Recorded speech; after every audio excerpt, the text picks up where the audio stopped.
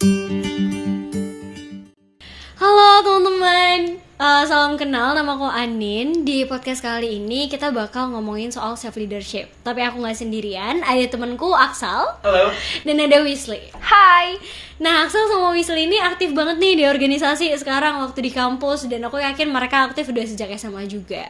Buat open diskusi kita soal self-leadership, aku pengen tanya nih ke kalian. Pernah gak sih selama kalian organisasi atau kepanitiaan itu di ghosting sama teman kalian? Atau istilahnya free rider lah? Kalau aku dari sendiri ke aku sendiri tuh sebenarnya aku jadi pihak yang digostingin. Oh iya, gimana tuh Sal? Jadi waktu itu aku ikut suatu kepanitiaan, yang dimana kalau kita ikut kepanitiaan kan dikasih job desk dan amanah. Yeah. Nah temanku tuh ada tuh yang dikasih job desk yang sebenarnya krusial banget untuk keberlangsungannya acara. Tapi dia terus aja kayak ngasih jawaban yang abu-abu gitu. Jadi dia nggak ngasih kepastian. Yang dimana nggak ngasih kepastian itu bisa berefek ke panitia-panitia yang lain. Jadi panitia-panitia yang lain dan aku sendiri ngerasa keghostingan, ngerasa kayak dirugiin gitu ya. Gitu, bener banget. Jadi kayak itu sih pengalamanku. Kalau kamu gimana, Miss? Oke, karena aku jawabin nomor 2 ya, karena aku yang mengghosting nih guys, oke ya.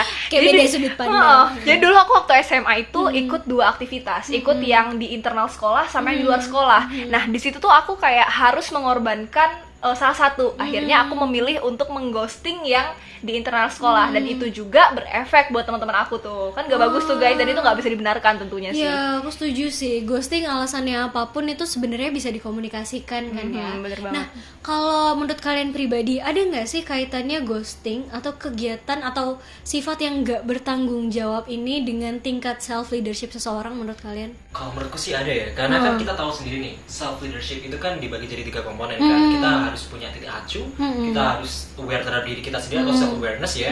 Terus kita juga ada self management. Nah, menurutku ini ya, pribadi tadi, individu tadi yang aku mention tadi sebelumnya, itu kurang punya self leadership yang kurang baik gitu.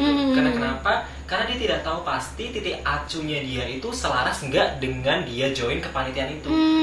Oleh karena itu dia dilema nih sebenarnya. Sebenarnya sesuai nggak sih, selaras nggak sih?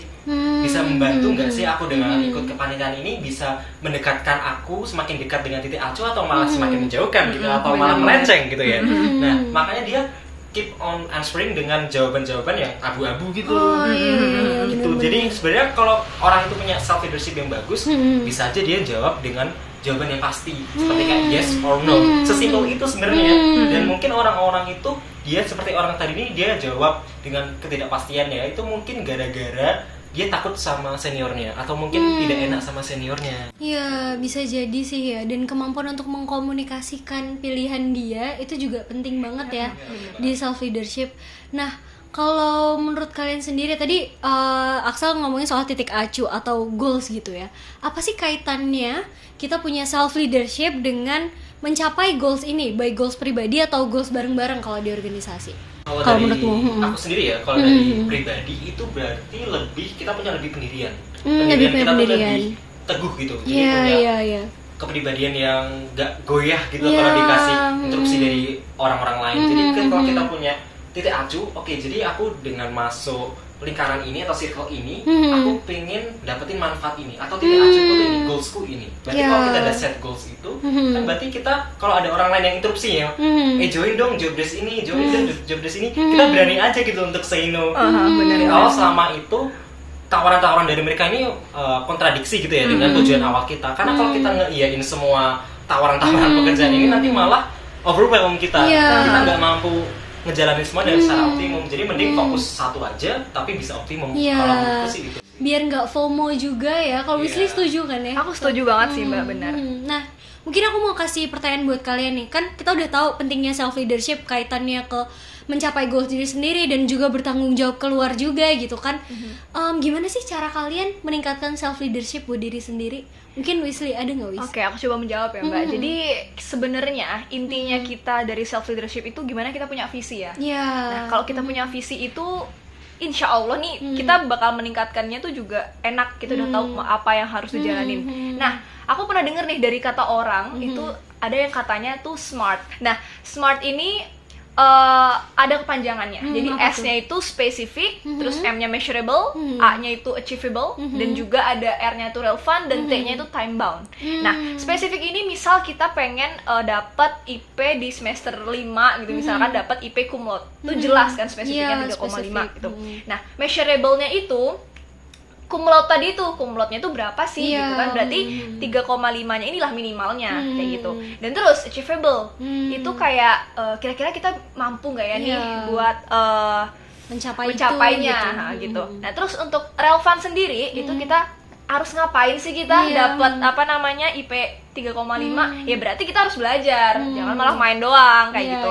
Dan terus time bound, ya udah semester 5-nya itu kita punya pacuan timingnya yang kapan kita dapat 3,5-nya ini gitu sih. Oke, benar. Aku setuju banget sih dengan yang ngomongin ngomongin Wisli tadi. Tapi aku pengen nambahin aja nih, kalau dengan cara upgrading self leadership itu sebenarnya ada 2 komponen yang paling penting nih. Menurut aku tuh dengan self awareness dan self management tadi. Nah, jadi kalau kita tahu ya self awareness itu kita tahu potensi-potensi yang kita miliki, baik kelebihan atau kekurangan, dan kita tahu cara upgrading semua potensi itu dengan self management agar kita bisa mendekatkan diri gitu ya dengan titik acuh yang kita udah set pada sebelumnya tadi. Dan nggak lupa kita juga harus ngikutin dengan evaluasi diri teman-teman, karena untuk ngecek sebenarnya metode yang kita gunain ini efektif nggak sih, apakah malah mengalami penurunan gitu ya, bukan kemajuan tapi malah penurunan, malah menjauhkan kita terhadap titik acuh atau goals yang sudah kita set sebelumnya gitu. Oke, bagus banget sih jawaban dari kalian. Jadi yang pertama kita harus kenal sama diri kita sendiri dulu. Terus kita juga harus nentuin goals yang tadi Wisli udah sebutin syaratnya apa aja, harus smart. Habis itu kita juga bisa manage diri kita gitu ya, dengan kita belajar untuk kayak gitu secara nggak langsung kita juga meningkatkan self leadership kita. Nah kalau dari Axel sama Wisli sendiri, aku pengen tanya nih, gimana sih selama ini self leadership mengubah hidup kalian? Ada aku dulu ya Sal. Oke. Jadi self leadership itu mungkin berawal dari aku tuh dilepas sama orang tua aku untuk jauh dari mereka ya. Di situ sih aku kayak diuji gimana caranya biar aku bisa mandiri. Itu intinya mandiri ya. Nah karena aku bisa mandiri ini, aku tuh lama kelamaan tuh bisa nih kayak memutuskan suatu hal atau apapun itu sendiri gitu. Dan orang tua tuh juga sempat inget banget aku kata-kata mereka itu, dimana waktu itu aku memilih jurusannya. Misal aku pengen milih jurusan A, tapi mereka pengen aku jurusan B. Nah di situ sih kita kayak dikasih berpikir ulang kayak kamu kalau di A tuh kayak gini, kamu di B tuh kayak gini, coba dipikirkan lagi. Nah karena orang tua bilang kalau misalkan saya memaksa kamu untuk memilih jurusan yang saya inginkan, takutnya nanti ketika kamu jatuh atau kamu lagi ngedown, kamu yang malah menyalahkan orang tua kayak gitu. Jangan sampai deh kita bakal nyalahin orang lain kayak gitu.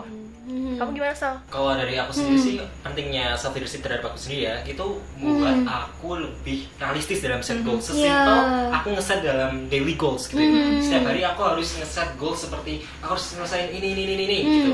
Kalau dulu mah aku terlalu serakah mungkin, jadi aku set goals itu sangat banyak banget, jadi malah overwhelm. Jadi mana overwhelm sendiri kan nanti malah bisa self blaming. Jadi kalau tadi si Wisli lebih kenyalain orang lain, aku lebih kenyalain diri sendiri juga kalau nggak bisa nge-achieve semua goals pada hari itu. Jadi aku lebih realistis sekarang kalau dalam nge-set goals itu tadi. Selain itu juga aku hidupnya lebih tertata, ngerasa banget itu karena aku berani say no tadi. Jadi berani-beraniin say no, karena dengan kalian itu say no, selama itu bertolak belakang dengan tujuan awal kita loh ya. Itu jadi kita bisa lebih fokus dengan tujuan utama kita. Jadi kita juga bisa mendapat kayak manfaat dari tujuan utama kita itu secara maksimal, nggak setengah-setengah aja gitu. Jadi dampaknya signifikan banget ya punya self leadership ini buat diri kita. Kalau aku pribadi juga ada nih, salah satunya adalah bikin aku jadi lebih berani, termasuk berani dalam mengambil keputusan, berani untuk berbeda dari orang lain, atau bahkan berani untuk ikut yang mainstream, karena aku tahu yang mainstream itu ternyata juga bisa membawa aku ke goals itu tadi. Jadi dari obrolan yang banyak ini tadi, makasih banget Wisli dan Axel.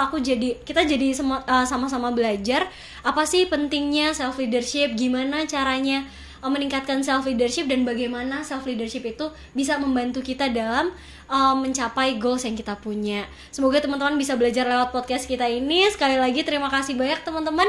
See you in another episode. Bye.